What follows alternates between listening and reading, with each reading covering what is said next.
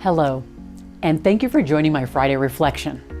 Today I want to talk to you about diversity, equity, inclusion, and belonging. This will be a first in a series where we'll talk about where we should start, the journey along the way, and where we might want to end up. While many organizations want to be known as diversity and inclusion leaders, they often don't start in the right place.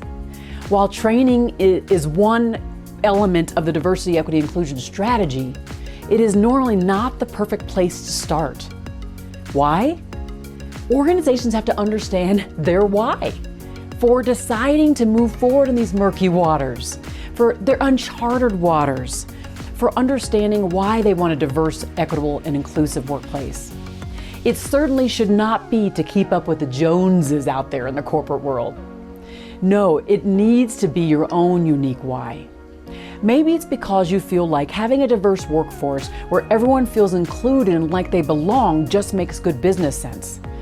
Kudos to you if that's the case. Maybe you've done the homework and understand that having a DEIB strategy is a business imperative, and if you are going to thrive in our current environment and to maintain a competitive advantage. Or maybe you just realize that your customers want to do business with people who look like them. No matter the why for your organization, you must do the deep work to understand what that is before you take any other steps along the journey.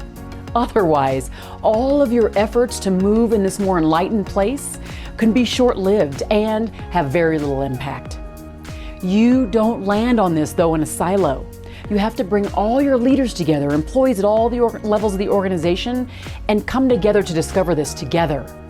It will serve you well in the long term if you do this. And when your team understands why you want to go in this right direction, they'll be more likely to go with you and to embrace all that is required to get there.